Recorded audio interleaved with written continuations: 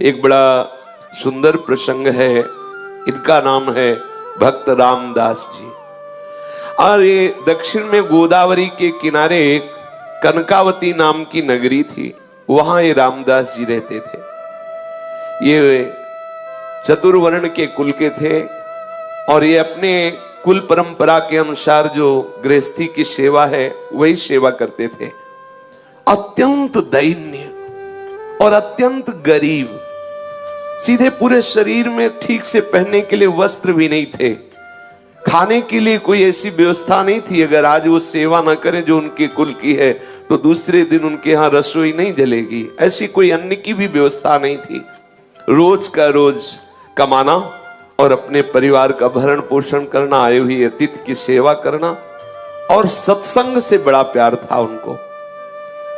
ये दंपति एकमात्र केवल भगवद आश्रित, कोई संपत्ति नहीं, किसी भी तरह का किसी से कोई व्यवहार नहीं, क्योंकि व्यवहार लोग धनी मानी से करते हैं, गरीब अकिंचन से नहीं करते हैं।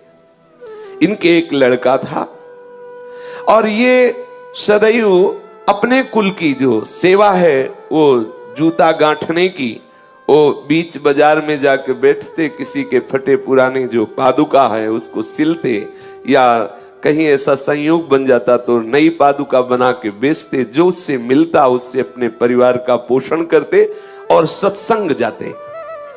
ये बड़े महिमा की बात है। जब कहीं सत्संग में रुचि होने लगे तो समझ लेना कि अब प्रभु आपके ऊपर बरस पड़े हैं।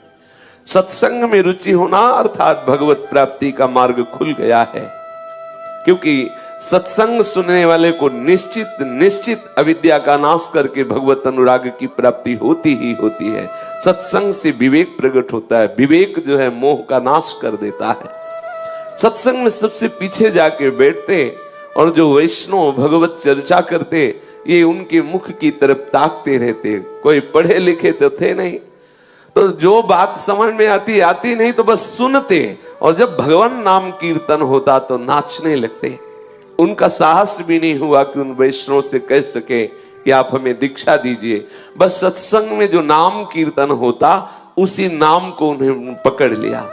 बस मन में बार बार कृष्ण गोविंद ऐसा बोलते, और एकांत में वो कभी कभी पुकार उठते हृदय से, हे हरि मैं जैसो तैसो तेरो, हे हरि मैं जैसो तैसो तेरो। इतना ही याद हुआ, बस इतना ही। पद नाम से, शास्त्र स्वाध्याय नाम से, बस इतना ही, हरि मैं जैसो तैसो तेरो। और सत्संग में नियमित जाके बैठना, कुछ समझ में आए या ना आए, जब नाम कीर्तन होता तो बड़ा आनंद मिलता। और वही कृष्ण कृष्ण गोविंद गोविंद हरि हरि, और बीच बीच में आ भर के हरि मैं जैसो तैसो तेरो, मैं जैसा हूं वैसा आपका हूं, मैं जैसा हूं हे हरि आपका हूं।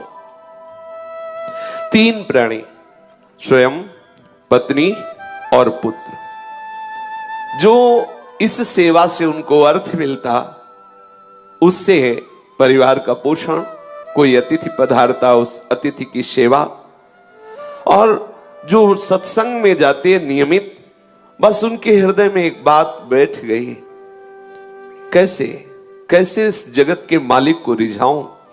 ना तो मेरे में कोई योग्यता है, ना पढ़ा लिखा हूं, ना धन है, ना पवित्रता है, मैं किसी योग्य नहीं, कैसे रिझा। क्या मेरे से कभी प्रभु रीझ सकते हैं? बिल्कुल बिल्कुल अनपढ़, कोई शास्त्र का ज्ञान नहीं, कोई पवित्रता का ज्ञान नहीं, कोई पद्धति का ज्ञान नहीं। आप देखिए, प्रभु केवल भक्ति से प्रसन्न होते हैं, जानते भी नहीं हो कि भक्ति किसे कहते हैं। आगे इनके प्रसंग में देखिएगा, एकदम भोले भाले, जानते भी नहीं कि भगवान की कोई भक्ति भी होती। बस सत्संग में पहुंच जाना, जैसे सत्संग हो रहा है, पहली बार गए, बैठ गए, अच्छा लगा, क्योंकि सत्संग का एक जो वातावरण होता है, कोई कितना भी अज्ञानी विषय जीव हो, उसके हृदय को परम शांति शीतलता, तभी नींद आ जाती है अगर वो किसी को नींद ना आती हो तो सत्संग में बैठ जाओ, इंद्रियों को विश्राम मिलता है। भले वो सोच समझ ना हो तो भी उसको विश्राम मिल जाएगा, वो नींद में चला जाएगा। अगर वो सतोगुणी है, भगवत भक्त है, तो भाव में चला जाएगा, और अगर उसकी पहुंच नहीं हुई भाव में तो वो विश्राम को प्राप्त होता है। समस्त इंद्रियां सुखद अनुभव करने लगती हैं, धीरे धीरे विवेक बढ़ता है। अब वो बीच बीच में जैसे जूता गांठ रहे तो बीच बीच में एकदम रुक जाते और पुकार उठते, हरि मैं जैसो तैसो तेरो, हरि मैं जैसो तैसो तेरो। कैसी बढ़िया बात, इससे बढ़कर कोई बात ही नहीं, कोई बात ही नहीं। मैं जैसा हूं आपका हूं हरि, मैं आपका हूं जैसा। बस बार बार कृष्ण गोविंद कृष्ण गोविंद कृष्ण गोविंद, बीच बीच में आह भर कर हरि मैं जैसा हूं आपका हूं, हरि मैं जैसो तैसो तेरो। ये बात उनको इतनी प्यारी लगी, हरि मैं जैसो तैसो तेरो। अब ये इसी को गुनगुनाते, सदैव इसी को गुनगुनाने लगे, हरि मैं जैसो तैसो तेरो। निरंतर इस पंक्ति को गुनगुनाना और वो अपने कार्य को करना। उनके हृदय में इस पंक्ति का मर्म उतरा। जो हम बोलते हैं, जो हम सुनते हैं, वही मनन होता है। जो मनन होता है वही हमारे अनुभव का विषय बन जाता है। जैसे हम विषय वार्ता सुने, विषय वार्ता बोले, विषय चिंतन करें तो हम विषयी हो जाते हैं, कामी हो जाते हैं। यदि हम नाम कीर्तन सुने, गुण कीर्तन सुने, उसी का गायन करें, उसी का चिंतन करें तो हम भक्त हो जाते हैं, हम भगवत प्रेमी हो जाते हैं।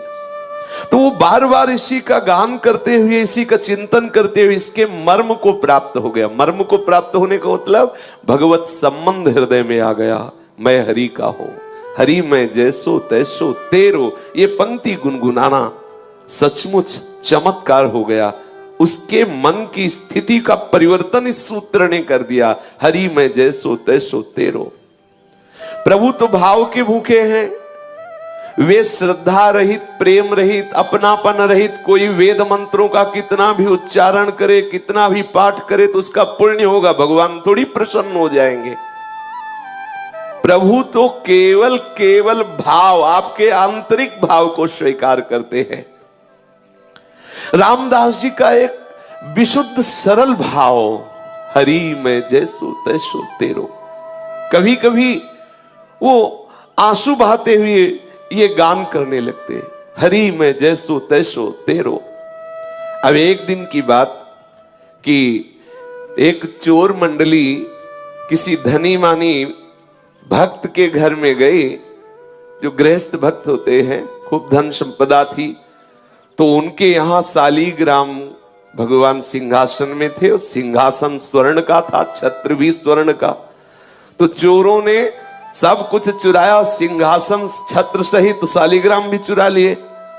तो सिंहासन और छत्र तो बेचने के काम में आ गया, सालीग्राम भगवान उनके किस काम के। तो उसने स्वाभाविक जिसके बट में पड़े थे सिंहासन और छत्र, और भी सब सामग्रियां थी जो आपस में बांट ली थी। उस चोर ने विचार किया कि ये पत्थर हमारे किस काम में आएगा। तो जा रहा था तो देखा बाजार में वो जूता गांठ रहे थे रामदास जी। भाव में बार बार ऐसे गांठते गांठते रुक जाते और कहे, हे हरि मैं जैसो तैसो तेरो। कैसी रसमयी स्थिति, आहा। अब वो चोर विचार किया कि वो जैसे जूता गांठने में कुछ ज्यादा हो जाए धागा या चमड़ा, तो उसे काटने के लिए उनके पास जो औजार होते हैं उनको पत्थर से घसते हैं। तो उसने विचार किया कि पत्थर ये मेरे काम में तो आने वाला नहीं, क्योंकि उसके अंदर कोई भाव ही नहीं था कि भगवान है। तो उसने रामदास जी से कहा कि सुनो, हमें अगर तुम जूता दे दो तो तुम्हारे घसने के लिए हमारे पास एक बहुत चिकना पत्थर है, हम दे दें। तो रामदास जी ने जो नए जूते बनाए थे वो उसे दे दिए, बिल्कुल सरल स्वभाव के भोले भाले भक्त। और वो सालीग्राम भगवान उनको दे दिए, और ये कह के दिया कि पत्थर तुम्हारे घिसने के काम में आएगा। अब वो देखा तो कि ये चिकने हैं, पर जब उसमें अपना वो औजार घसा तो और बढ़िया धार निकली उसकी। उसको लगा चलो जूते के बदले में अच्छा पत्थर मिल गया, बढ़िया है। अब वो उसमें घिसता और कभी कभी आंसू बहाते हुए, हे हरि मैं जैसो तैसो तेरो। देखो सूक्ष्मता की बात है, उसके आंसू गिरते शालिग्राम में। अब जब जोर से घसना होता तो हाथ में रख के थोड़ी घसते बनता है, फिर वो कुछ और मुद्रा होती है, इसमें स्पष्ट लिखा हुआ है वो मुद्रा। दोनों चरणों के बीच में शालिग्राम जी को फंसा के फिर घसते। आप जरा देखिए भाव का विषय कैसा होता है। अब वो हृदय में बड़ा आनंद मिलता, क्योंकि भगवान चक्र चिन्ह से चिन्हित शालिग्राम भगवान को इससे कोई मतलब नहीं है, ये तो क्या कर रहे हैं, बड़े बड़े रिझवार, बड़े लीला बिहारी है। अब चोर के द्वारा दिए हुए शालिग्राम का यहां ये प्रयोग हो रहा है। दूसरे की पादुका गांठना, उसमें धागा बढ़े तो उससे जो काटते हैं वो यंत्र उनका, उसको उसमें रगड़ते। ये एक दिन कोई पंडित जी उधर अपनी पादुका ठीक कराने आए, तो जब दृष्टि गई तो उन्होंने देखा कि अरे ऐसे शुभ चिन्हों से युक्त जिसमें चक्र का चिन्ह बना हुआ है, ऐसे चिन्ह से युक्त तो साक्षात शालिग्राम है। ब्राह्मण ने कहा तुम्हारी बुद्धि मारी गई है, ये तुम क्या कर रहे हो? तो उन्होंने कहा अपने पत्थर से अपने औजार की धार निकाल ले। तो ब्राह्मण समझ गया मूढ़ आदमी, इससे क्या बात करे। तो उनका तुम जितने रुपए चाहो मैं तुम्हें रुपए दूंगा, ये पत्थर हमें दे दो, ये पत्थर हमें बहुत आवश्यक है, दे दो। समझा कि इसको समझाएं कि भगवान है तो इसके क्या समझ में आएगा, जब ऐसी हालत है कि दोनों पैर रखकर फिर इसमें अपना औजार घिसता है, ये तो साक्षात शालिग्राम भगवान है। ब्राह्मण ने सोचा कि जैसे बंदर को हीरा मिल जाए तो क्या जाने, ऐसे क्या जाने बेचारा।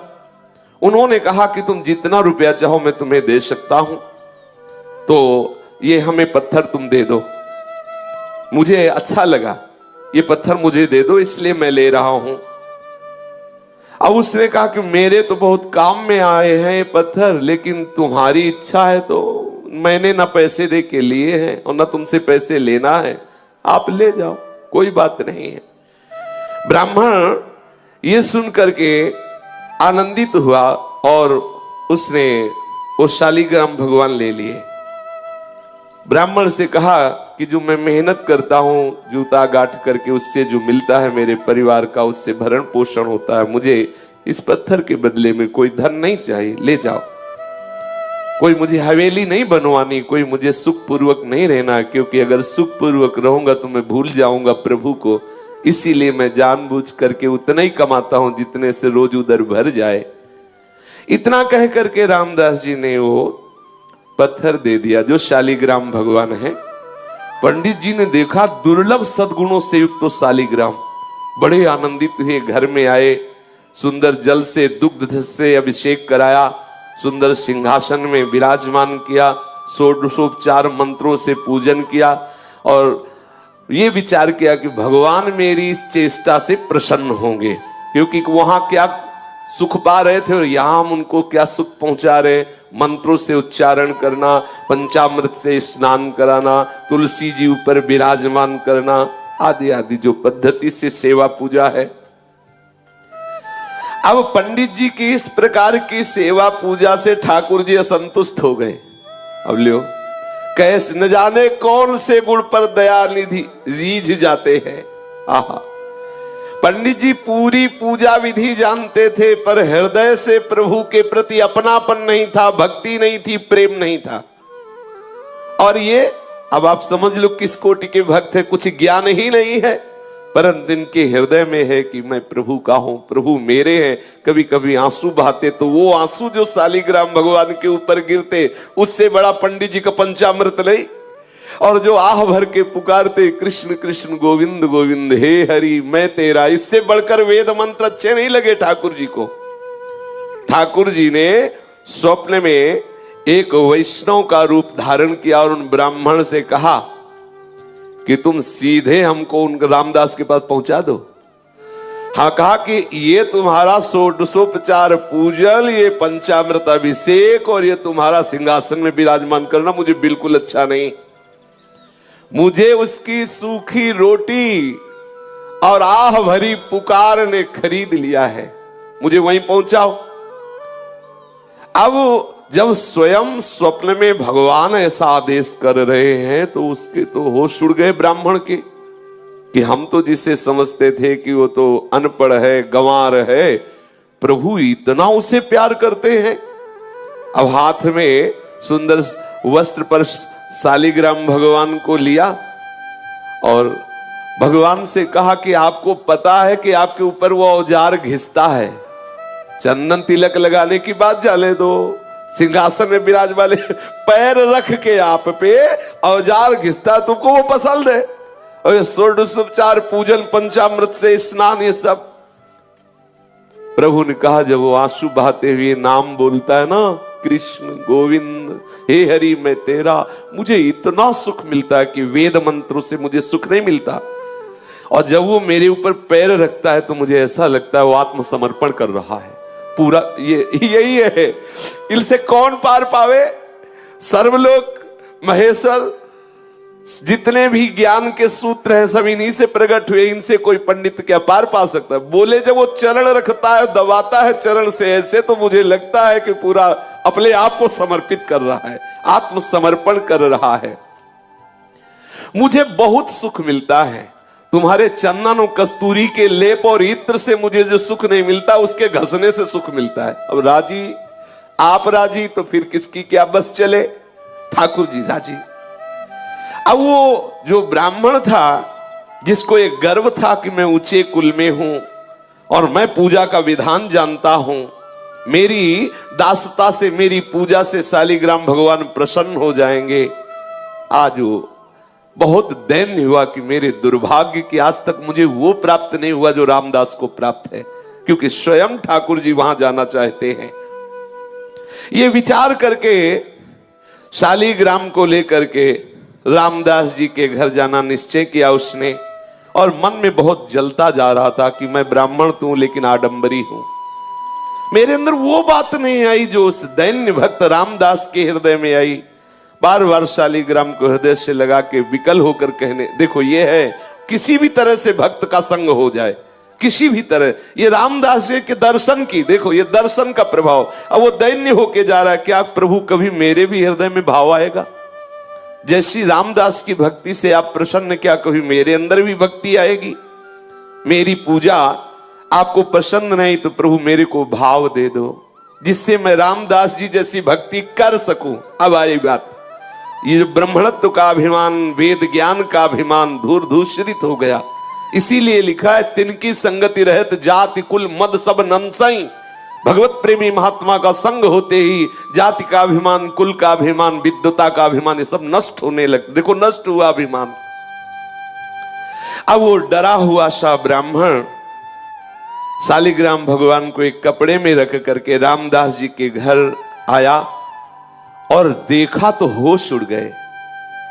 रामदास जी के आंखों से आंसू चल रहे हैं, बार बार मुख से निकल रहा है, हरि मैं जैसो तैसो तेरो, हरि मैं जैसो तैसो तेरो। मलिन वस्त्र है, फटे पुराने कपड़े हैं, शरीर में अपने आप अनुभव हो रहा है कि कितनी कृशता है, क्योंकि खान पान की सामग्री उचित है नहीं। और अब ये जो रोग बढ़ा है, हरि मैं जैसो तैसो तेरो, ये ज्यादा काम नहीं करने देता।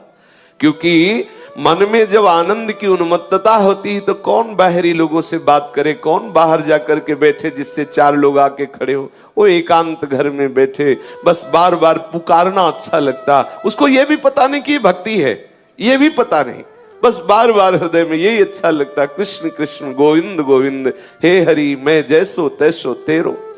आंसुओं की धार बह रही है, धीरे धीरे वही गीत गा रहा है, हे हरि मैं जैसो तैसो तेरो। ये ब्राह्मण गए, जब देखा तो ओहो धन्य है, धन्य है, तुम्हारे माता पिता को धन्य है रामदास, तुम तो बड़े महात्मा निकले। हम तो समझ ही नहीं पाए कि तुम्हारी ऐसी ऊंची स्थिति है, तुम्हारे अधीन भगवान है। अब वो धीरे धीरे उसके नेत्र खुले, वो अपने भाव से बाहर आया। तब उन्होंने कहा कि ये जिन पर तुम पत्थर समझ करके अपना औजार घिसते थे, औजार नहीं, मैं उस समय बताया नहीं, ये साक्षात शालिग्राम भगवान हैं, त्रिभुवनपति स्वरूप में विराजमान है, सारे विश्व के स्वामी हैं, घट घट में विराजमान है, सबकी गति है, सबके आश्रय है। इनके शरणागति होने से जीव बंधन मुक्त हो जाता है। तुम्हारी सरलता, तुम्हारे प्रेम से ये रीझ गए हैं।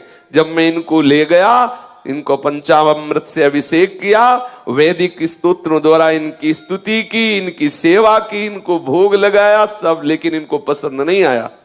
इनको तुम पसंद आए। मेरे स्वप्न में एक वैष्णव रूप धारण करके आए और मुझे ऐसा आदेश किया कि मुझे रामदास जी के पास भेज दो। वो रो पड़ा कि मैं तो महान पापी हूं। रामदास रो पड़े, अरे मैं महान पापी हूं, मैं तो समझ नहीं पाया कि भगवान है और मैं इनके ऊपर ऐसा कृत्य करता रहा है, मैं तो बहुत अपराधी हूं। चीख चीख के रोने लगा, मैं कितना निर्दयी, कितना नीच हूं, देखो मैंने क्या किया।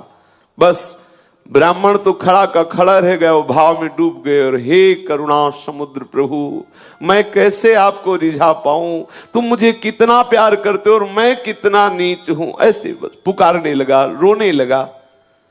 अनन्य भक्ति से भगवान रीझ जाते हैं। बार बार ब्राह्मण उनको धन्यवाद करता कि तुम्हारे अंदर जो भाव आया है ना, ये बहुत कृपा से आया है। ब्राह्मण के वचन सुनकर के रामदास के हृदय में थोड़ी शीतलता आई। ब्राह्मण के चरणों में नमन किया। जो ही ब्राह्मण गया तो शालिग्राम की वो मूर्ति लेकर हृदय से लगाया और खूब रोने लगे। प्रभु मैं जान नहीं पाया कि आप भगवान हो, आप शालिग्राम भगवान हो। घर में ले गया, फटा पुराना जो भी कपड़ा हो ऐसे बिछाया, आसन पर शालिग्राम रखे और जो रूखा सूखा उसके घर में होता ठाकुर जी को भोग लगाता और गदगद कंठ से प्रभु को पुकारता। कई दिन ऐसे सेवा के बाद उसके हृदय में बात आई कि यदि तुम भगवान हो, मैं तो जानता नहीं, पंडित जी कह गए, मैं तो नहीं जानता कि तुम शालिग्राम भगवान हो, यदि तुम भगवान हो तो मुझे दर्शन दो। जब आप इतना प्यार हमसे करते हैं कि उनके घर तुम्हें रुका नहीं गया और तुम वहां से वापस आए हो, तो प्रभु मैं दीन हूं, मैं नीच हूं, मैं अज्ञानी हूं, मैं दुर्जन हूं, मैं पतित हूं, लेकिन हूं तो प्रभु आपका ही। प्रभु आप जानते हैं कि रात दिन मैं चमड़े का कार्य करता हूं, मुझ में कोई पवित्रता नहीं, कोई सदाचार नहीं, और ऐसे पवित्र ब्राह्मण के यहां से आप आए तो मुझे लगा कि आप मुझसे प्यार करते हैं। आप जब मुझसे प्यार करते हैं तो अब छुपा छुपी का खेल बंद करो, दिखाओ कैसे होते हैं भगवान, कैसे हो तुम, मुझे तो पता नहीं, लेकिन आप अब मेरे हृदय में बेचैनी हो रही कि आपका स्वरूप क्या है। प्रभु आप कृपा करो, मैं तुम्हें प्रत्यक्ष देखना चाहता हूं। हे करुणा सिंधु, हे दीन बंधु, हे पतित पावन, ऐसी पुकार करने लगा। कृष्ण चंद गोपाल आजू तो तेरे हाथ बिकाई। कृष्ण चंद्र गोपाल आज तो तेरे हाथ बिकाई। हे कृपा सिंधु कृष्ण, हे करुणामय भगवंत, मैं तो तेरे हाथ बिक गया।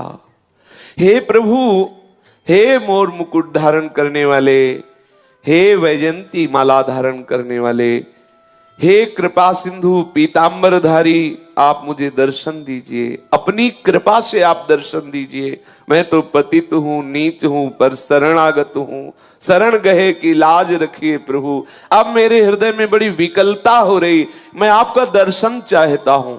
रामदास रो रो करके प्रभु से प्रार्थना करने लगा। ऐसा प्रेम समुद्र उमड़ा कि सब कुछ भूल गया, विह्वल विकल होकर के।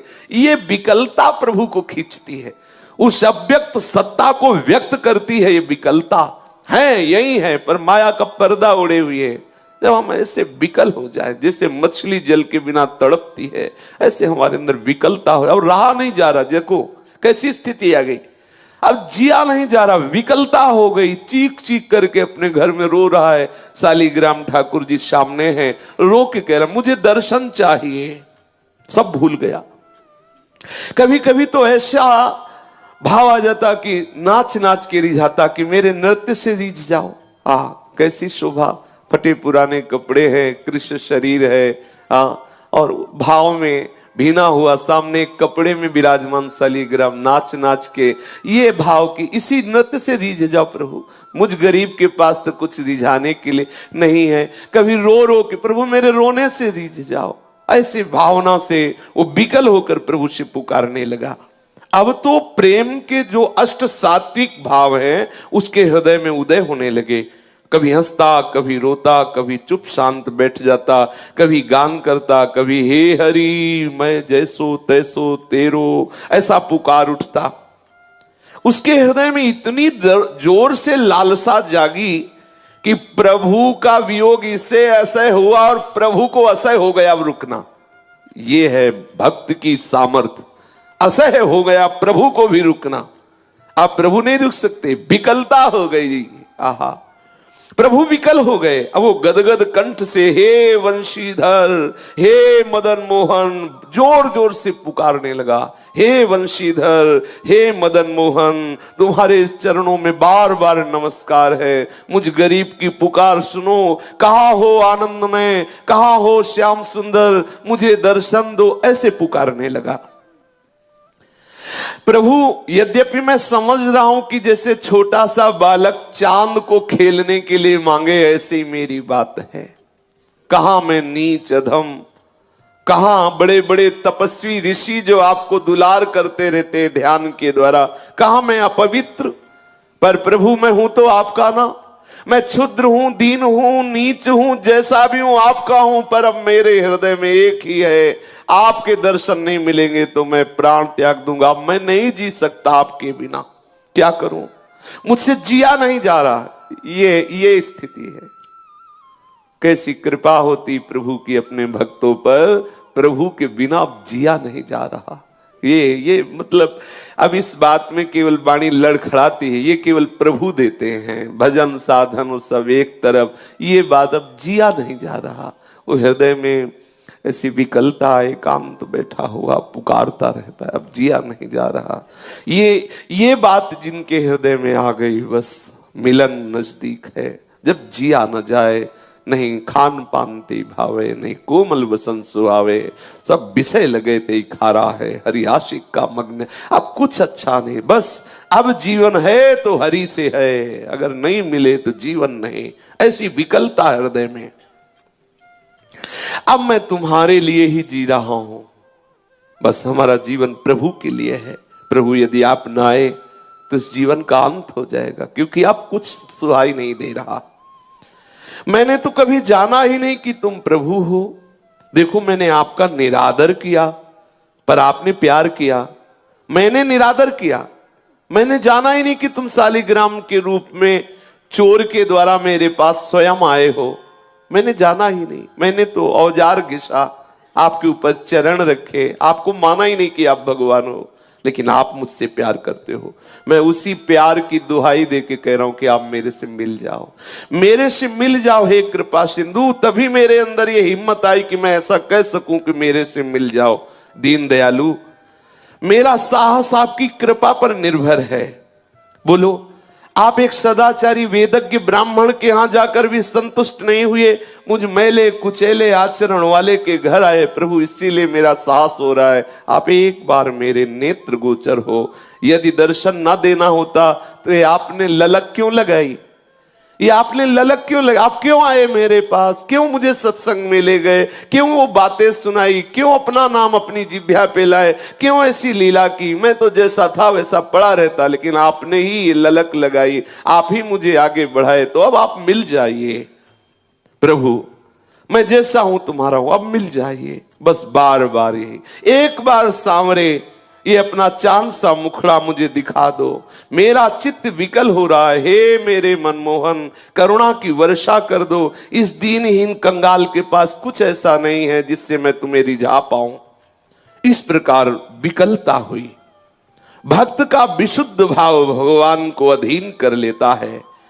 इसी विशुद्ध भाव की स्थिति में कोई भी विकार उसके हृदय में नहीं टिकता। काम, क्रोध, लोभ, मोह, दम, ये सब नष्ट हो जाते हैं। हृदय एकदम द्रवित, निर्मल और आंसुओं की धार के रूप में हृदय बहने लगता है।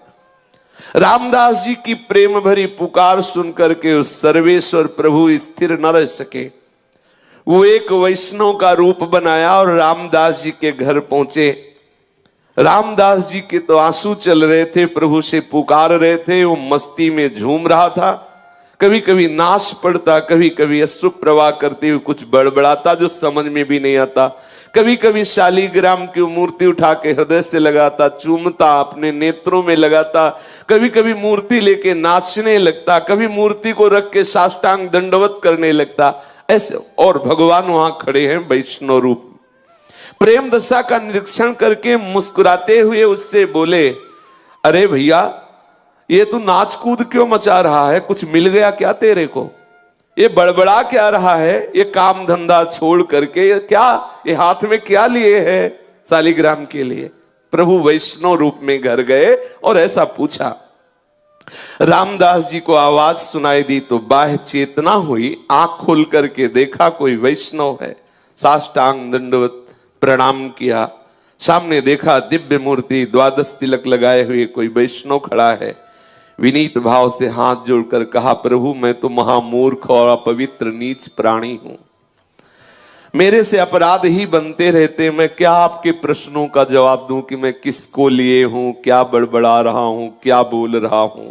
मन का कुटिल हूं, विद्या बुद्धि बिल्कुल है नहीं, पवित्रता का तो लेश नहीं है। पर ये जब से मिले, शालीग्राम दिखाया और कहा, ये जब से मिले तब से मेरे हृदय में कुछ हो रहा है, बेचैनी हो रही, मुझसे अब जिया नहीं जा रहा। वैष्णव ने कहा कि तुम इन्हें भगवान समझकर पूजते हो? हाँ हाँ भगवान है, ऐसा ब्राह्मण ने बताया है। इसीलिए मेरे अंदर एक आकांक्षा हो गई कि मैं भगवान को साक्षात देखना चाहता हूं। मुझे दर्शन नहीं हुए।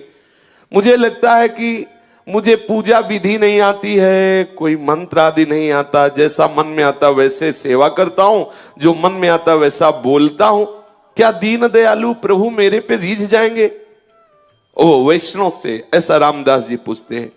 रामदास जी ऐसा कहते कहते चिल्ला चिल्ला कर रोने लगे कि मुझे न पूजा विधि आती, न वस्तु पूजा की है, न कोई शास्त्रों का ज्ञान है। क्या प्रभु मेरे से रीझ जाएंगे?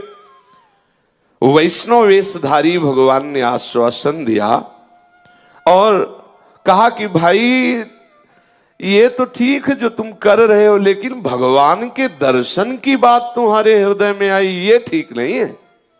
और भगवान ये वैष्णव रूप में आए।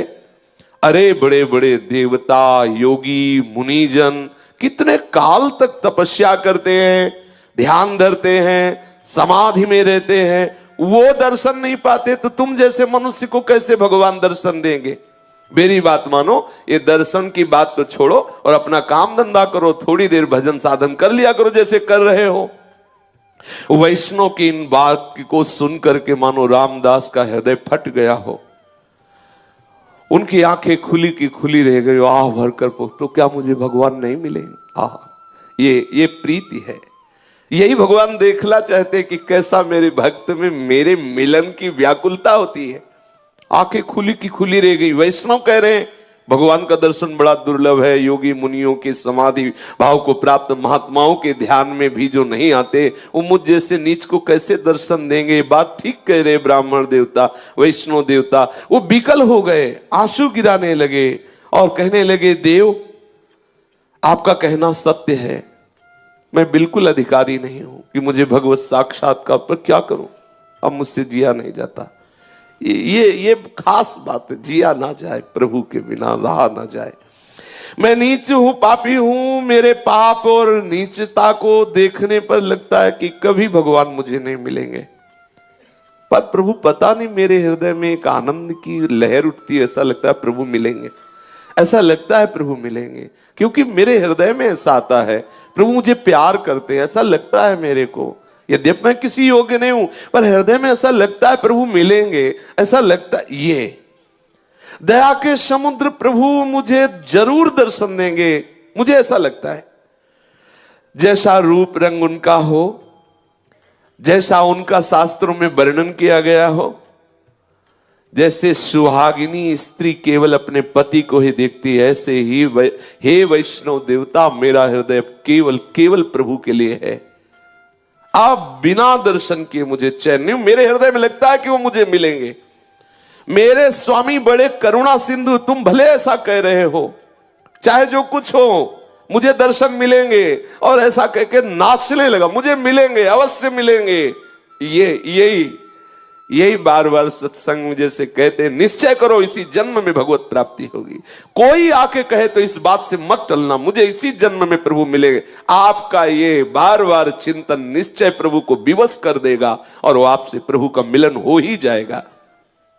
रामदास जी नाचने लगे, फिर विकल होकर के पुकारने लगे, और प्रभु खड़े हुए देख रहे हैं उसकी भावदशा को, जैसे सुतीक्ष्ण जी की भावदशा को भगवान श्री राम छुप करके देख रहे हैं। मीठे स्वर में फिर बोले, वैष्णव स्वरूप भगवान, बेटा रामदास, तेरा जीवन धन्य है। देख, मैं वैष्णव भेष में तेरे को देखना चाहता था कि तू मेरे प्यार में कितना विकल है। देख, मेरे को देख। जब ऐसा कहा तो आंख खोल के देखा तो वैष्णव नहीं थे, वो वैष्णव के आराध्य देव थे भगवान श्याम सुंदर। अनंत अनंत कोटि सूर्यों जैसा प्रकाश जिनकी श्री चरण नख से प्रकाशित हो रहा था, अचानक आंख खुलते ही आंख मुंद गई, इतना तेज। उसने देखा कि मदन मोहन त्रिभंगी लाल बंशी अधरों पर धारण किए हुए ललित त्रिभंगी स्वरूप से बड़े आनंद मुद्रा में विराजमान है, और रामदास जी की ऐसा सुंदर रूप, वो तो आनंद समुद्र में डूब गया कि अभी तक मेरे से भगवान ही बात कर रहे थे। रोज मिलते रोज वैष्णव जनों को, आप भी पहचानना, किसी न किसी रूप में आके वो ठिठोलिया करता है, किसी न किसी रूप में आके वो रोज मिलता है। पकड़ना, रोज परीक्षा करो, कहीं इस रूप में मेरे प्रभु तो नहीं आ गए, कहीं इस रूप में मैं चूक न जाऊं, मेरा प्रीतम किसी, यही तो वैष्णवता है, सब रूपों में झांकना, मेरा प्रीतम आया है इस रूप में। आप निश्चित देखना, एक दिन वो पकड़ जाएगा। और वो जैसे रामदास जी के सामने अपनी उस छद्म भेष को हटा दिया, ऐसे ही हटा देगा। वो किसी रूप में रोज आता है, वो ऐसा नहीं है, करुणा का समुद्र है, वो रुक नहीं सकता, नहीं रुक सकता, वो तुम्हारे पास ही है, रोज तुम्हें दुलार करता है। सच्ची मानिए, जिस दिन ऐसी विकलता हो जाएगी उस दिन वो पर्दा हटा देगा, और ऐसा ही सुख मिलेगा जैसा रामदास जी को मिला। सामने देखा सच्चिदानंद घन विग्रह प्रभु श्री हरि श्री कृष्ण चंद्र, पूरा घर प्रकाश से युक्त है। अब तो उछल पड़ा, आनंदित हो गया, वो सारी की सारी व्याकुलता आनंद में बदल गई। महाअमृत में सुख, बार बार प्रणाम कर रहा है। सामने नौ किशोर ठाकुर ललित त्रिभंगी विराजमान है, बार बार प्रणाम कर रहा है, बार बार श्री चरणों को स्पर्श कर रहा है। स्तुति करना चाहता पर आता नहीं है कुछ, इसलिए ऐसे कुछ बोलने की चेष्टा करता है। प्रभु उतने में ही मंद मंद मुस्कुरा रहे हैं। फिर अचानक भगवान अंतर ध्यान हो गए। अब तो पुनः दर्शन के लिए छटपटाने लगा, भूमि पर लौटने लगा, बड़ी ही तन्मय स्थिति हो गई। योग वियोग की सानंदमयी अवस्था में डूबा हुआ निरंतर, कभी देख रहा है भगवान उसके समीप है, कभी देख रहा अंतर ध्यान हो, ऐसी विकलता। एक बार दर्शन होने के बाद फिर कभी ऐसा नहीं होता कि प्रभु नेत्रों से उजल हो जाए, बस जाते हैं नेत्रों में। ऐसी ही आनंदमयी स्थिति में उसका शरीर पूरा हुआ, और वो नित्य पार्षद स्वरूप धारण करके प्रभु की नित्य सेवा में उपस्थित हो गया।